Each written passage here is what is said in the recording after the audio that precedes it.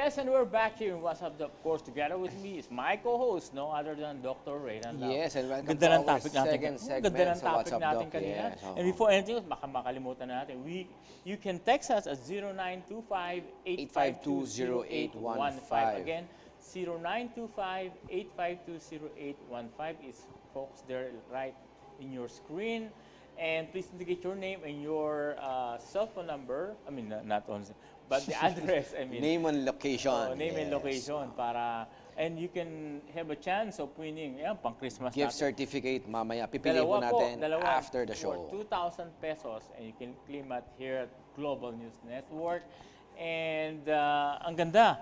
Alam mo, ngayon naman, masasabi ko, Kasi kanina skincare tayo. Oo, Ngayon skincare. naman, ito yung mga procedures to be done, non-surgical and surgical, surgical procedures and during the hindi holidays. aura, and non-surgical. Yes, and, oo. and I can say, I know her so much. Since medtech pa lang kami, magkakasama na kami. Pre-med. Oh, that med, was 1990s? No, ano lang? 80s? No, 90s ba yun? 90s. 2000 yata. 2000? Millennial, Oh. millennial. Sige. Hindi, alam mo to, nung medtech siya, she was a board top notcher. Oh. Kilala ko yun, number 8. Number 8. Oo. Sobrang galing ng babaeng ito, Okay. ng doktorang ito. naman, yes. Tapos sa medical school,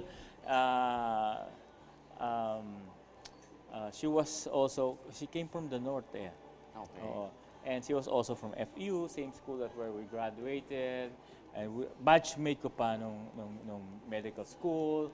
And then she practiced sa north. Okay. Tapos sabi niya, John, gusto kong mag-cosmetic surgery. So she finishes her training in cosmetic surgery at Janssen. Oh, okay. And then, by the time na nagpa-practice siya, hanggang naging member siya or fellow siya ng Philippine Academy of Aesthetic Surgery.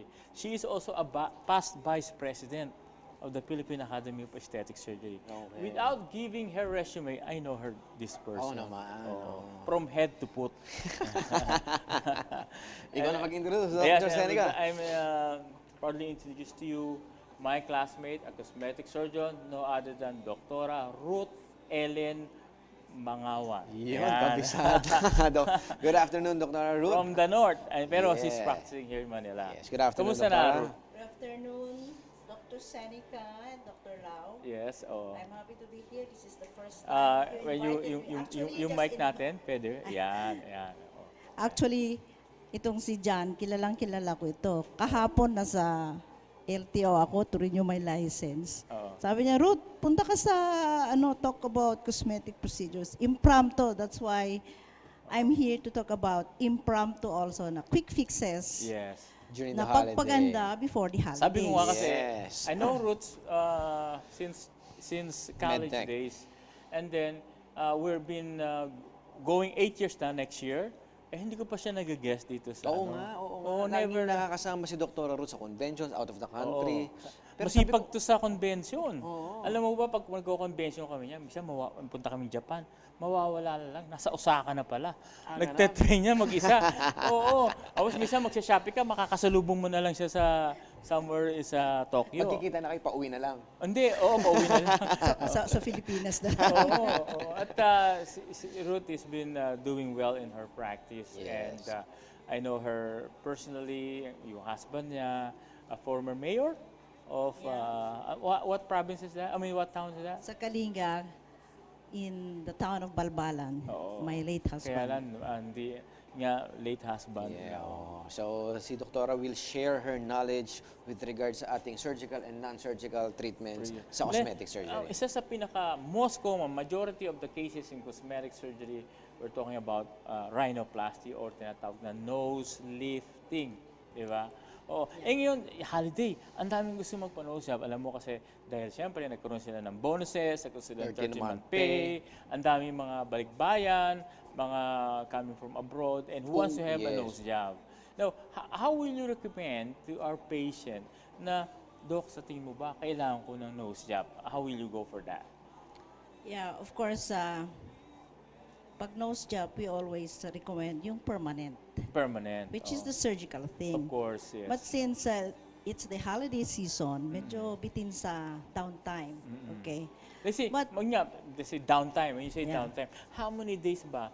Let's say if I want to have a nose job, and magkakaroon kami ng Christmas party, gusto ko pagdating ng Christmas party namin, bago yung look, di ba? So, Yeah. ilan days ba before the Christmas party, you recommend to have a nose job?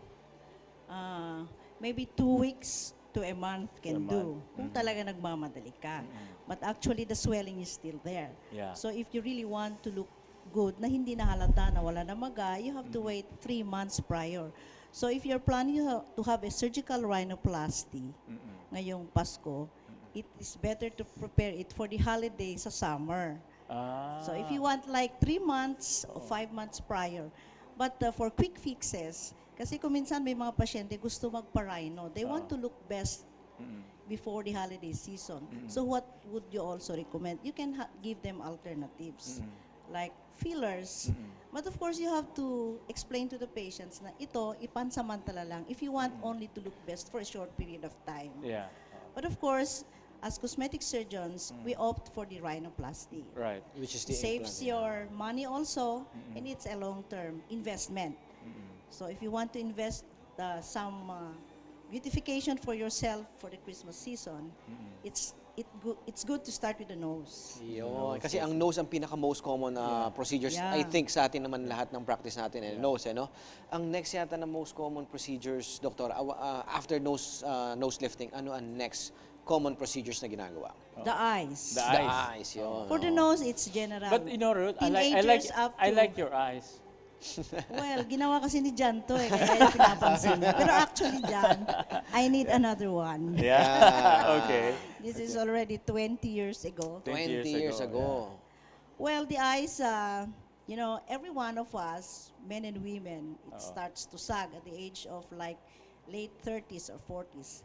So, one eye rejuvenation technique is also called the upper lid blepharoplasty. Okay. Yes. So, it's also a surgical thing. So, you expect some 5 days na downtime na nakatakip ng plaster yung mata mo o yung ilong mo.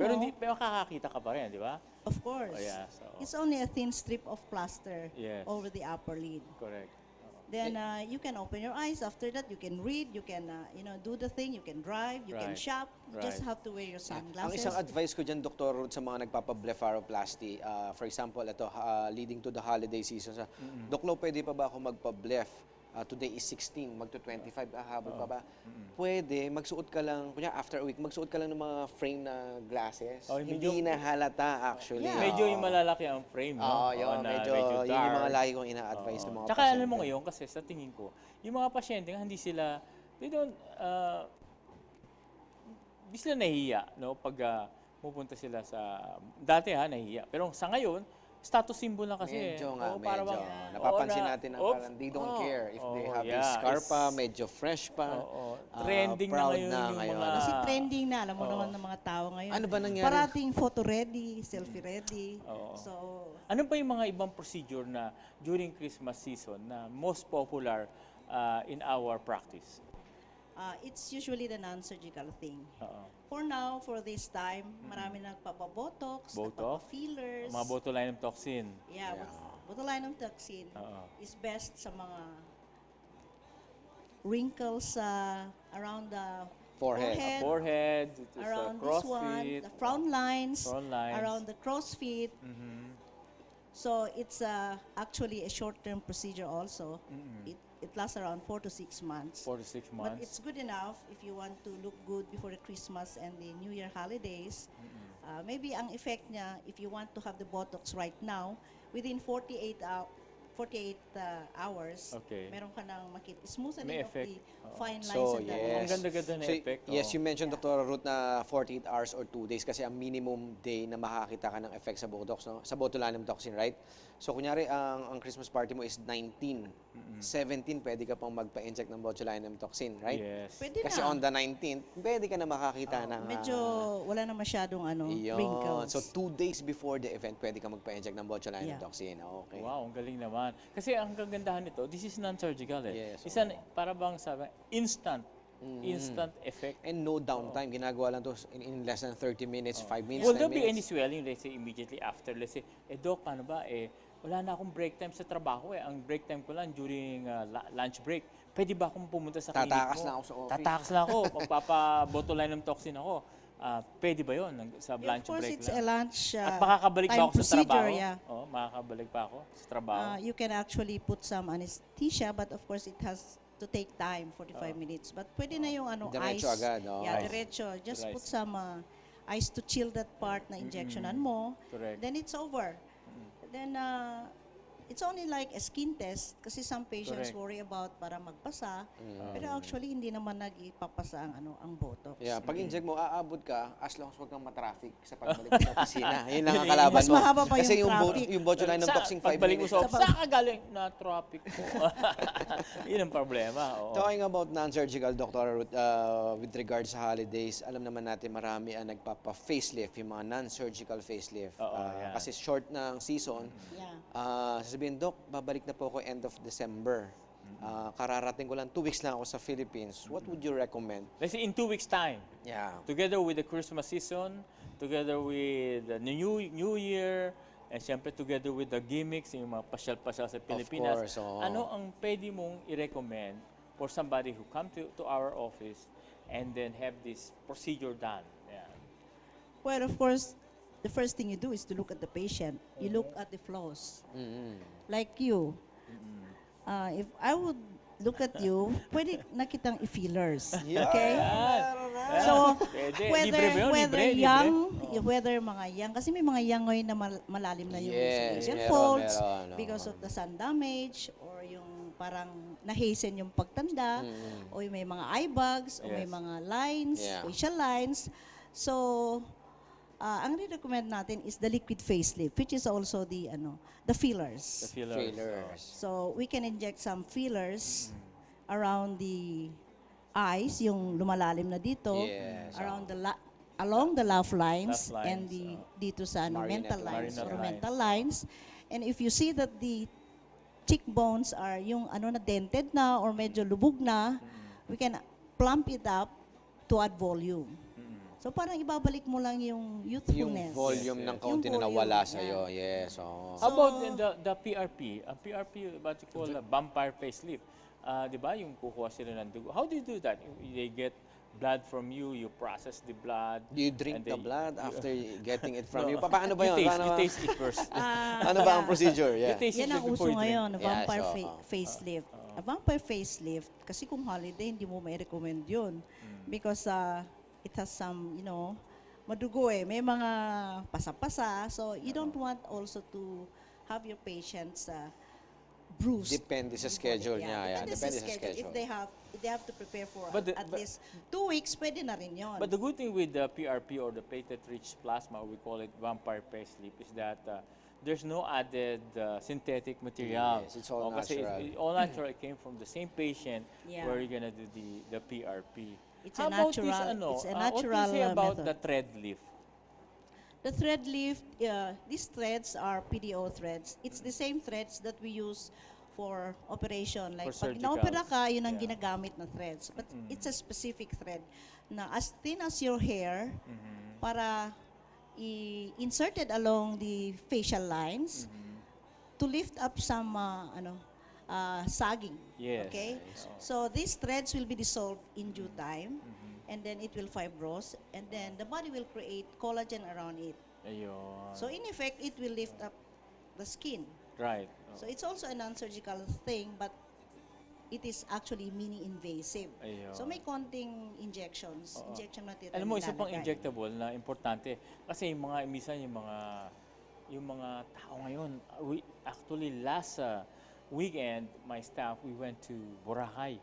And of course, pag naka-Boracay ka, ano ba susuot mo? Siyempre, either two-piece ka, one-piece, shorts. Doc, ang dami kong varicose veins.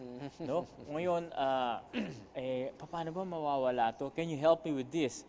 So, is there any procedure, non-surgical procedure For varicose and varicose spider veins? veins. Yeah. ang standard treatment, the gold standard for varicose vein treatments nowadays is sclerotherapy. So Sclerotherapy. it's also a non-surgical thing. Yes. Kasi they thought that varicose vein can be treated only by surgical procedure. Vein stripping. Oh, Up vein until now, stripping. marami pa rin Meron tao na pala na ngayon ganun ang na alam. sclerotherapy. Sige. But it's also good to tell them that there is also a procedure called ambulatory phlebectomy, Yeah. which is Ambulatory also phlebectomy. like surgical stripping, but Correct. it's an outpatient procedure. Mhm. So if you see a patient who wants to have beautiful legs in summertime, pag medyo mga maliliit lang, spider veins, o malalaki din pero hindi masyadong yung alsado, then you can recommend sclerotherapy.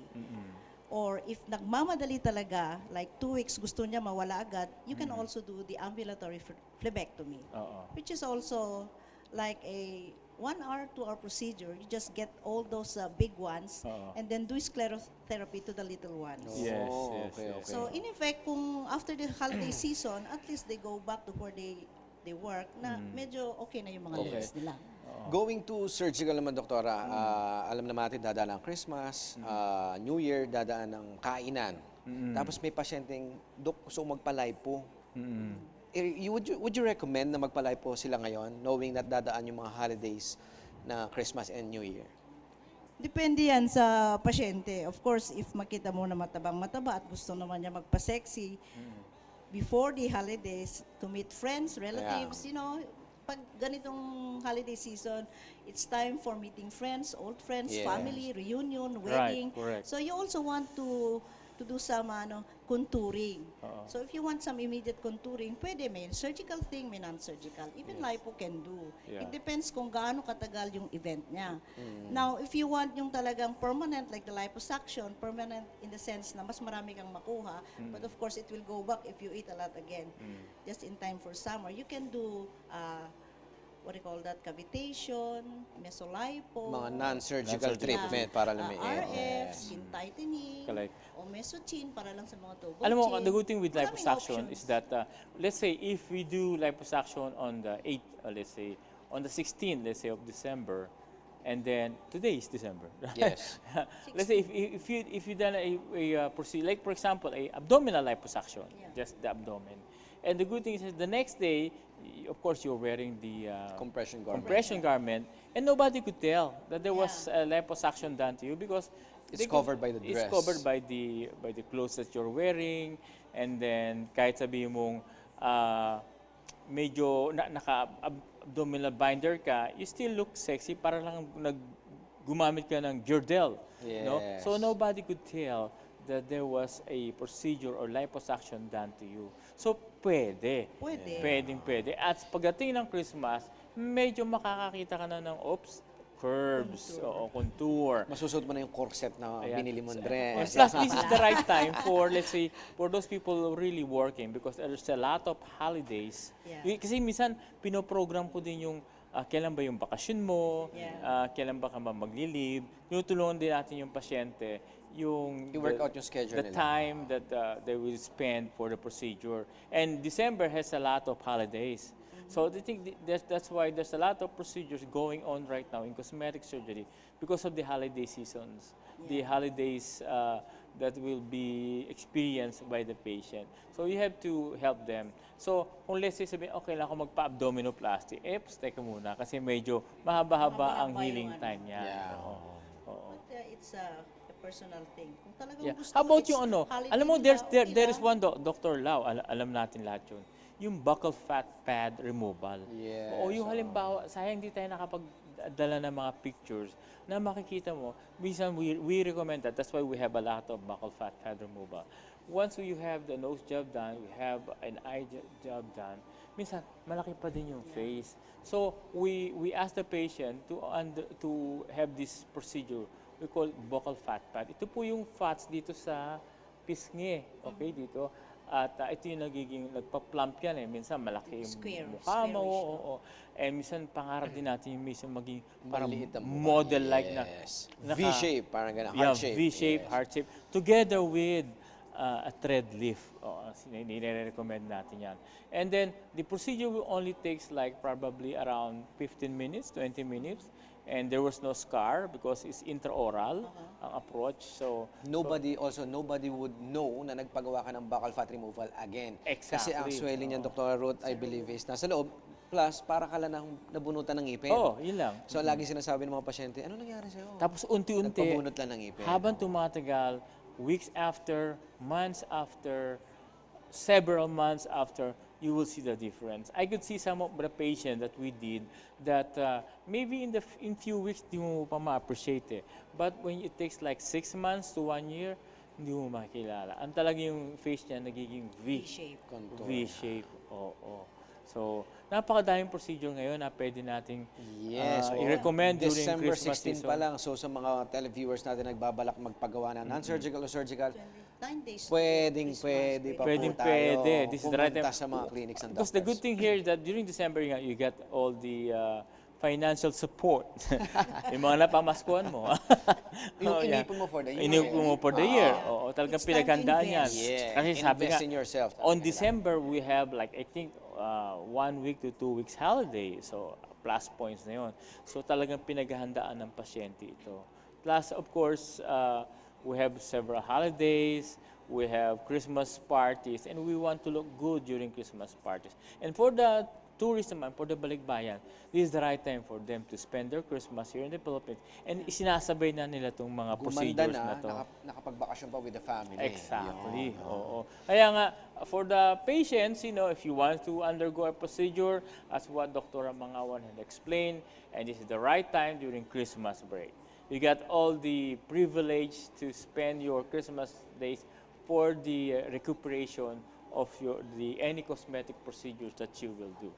Thank you very much, Thank Dr. you, Dr. Mangawan. Ruth. Classmate, thank you very much. Thank And you alam mo, din for inviting Dr. me Mangawan, here. Dr. Mangawan, Dr. Lau, birthday ngayon ni Dr. Mangawan. okay. Happy Yeah, birthday. tapos na, Tapos 14 na, pa. pero happy birthday. Belated Oh, thank happy you, birthday. thank you. Napakadaming greetings na nakita ko sa Facebook, Facebook natin, sa sa Viber Viber. ng Paas. Nako, puro happy birthday, They are Ruth. very happy na I grow old. No, may ibig sabihin lang yun eh. Samban, But you know- samban party, samban treatment. Some party. Nakiparty lang ako. So, how can we get in touch with you, Dr. Where's your, Mangawan, for our clinic, Doktora? televiewers? Yeah, you can call me in my clinic, You have a number? 433-1249, Mobile phone. 0917-859-9658. Location? At Body Accents, Cosmetic Surgery, Skin, and Varicose Vein Treatment Center. Oo. Location is in East Avenue, East along East Avenue near LTO, and Ortigas, Pasig. Sa mga taga-probinsya, you can see me in Kalinga. Kalinga, If you Apayaw. happen to Wow. be there. Kaya palang gaganda Just ng mga taga-Kalinga. magpa-appointment lang. Oo. In Thank you Tabuk, very much. Kalinga. And Thank you. hope we can guest you again po another topic here in WhatsApp, Of Doc. course. And Yeah, of of course, course. together with Basta- Dr. Kahit Arisa. one day notice eh. Oo. Huwag naman yung one day notice. Hindi, alam mo naman yan, si kaibigan, kaya pwede natin mabigla yan eh. And of course, thank you to Dr. Risa. Yes. Thank you to Agas. Peter and, Simon, thank you. Yeah, hope we can invite you again. And Dr. Mangawan, any plugging? Yes, you can see me in all Janssen branches, VRL Medical Aesthetics, Zelle Wellness Center, and Prime Aesthetics. Gusto ko lang batiin lang lahat ng televiewers natin, Dr. Seneca, kasi ito yung last episode natin for the year 2017. Yes. So salamat at sa lahat ng sumuporta at nanood for the year 2017. Sana po manood pa po kayo at suportahan nyo kami sa 2018 po. Merry Happy Christmas. New Year po to Yes, everybody, as what Dr. Lau have said, that we have a good year. The 2007 is very good for us, and hope we can. We not hope, but we will see you in 2018. And this show will be a replay tomorrow at 1 to 2 o'clock. Same channel, Channel 8 Destiny Cable, Channel 1 on GSAT, and Channel 213 on Sky Sky. Cable. And I think it's Channel 34 on TV Plus, and it's a free channel all over the Philippines, sa probinsya. Nakikita ko to, sa Boracay nakita ko to eh. Oo. Tsaka sa YouTube pala, pwede nyo Sa i-type YouTube, yung mga yeah. previous episodes Type namin. our program WhatsApp Doc, and you can see the replay of our previous topics that we discussed. And we can also you can log on at our Facebook account and www.johnsoncosmeticsurgery.com. Our location is in Manila. In Quezon City, it's Johnson Cosmetic Surgery. And telephone number is 521-1444. With cell phone number is 528-7897. Merry Christmas and Happy New Year to all our televiewers. Yes. We've been going 8 years. 8 years. What's Thank up? you so It's much. going 8 years. Thank you very much. And this is Dr. John Seneca for another episode of What's Up, Doc?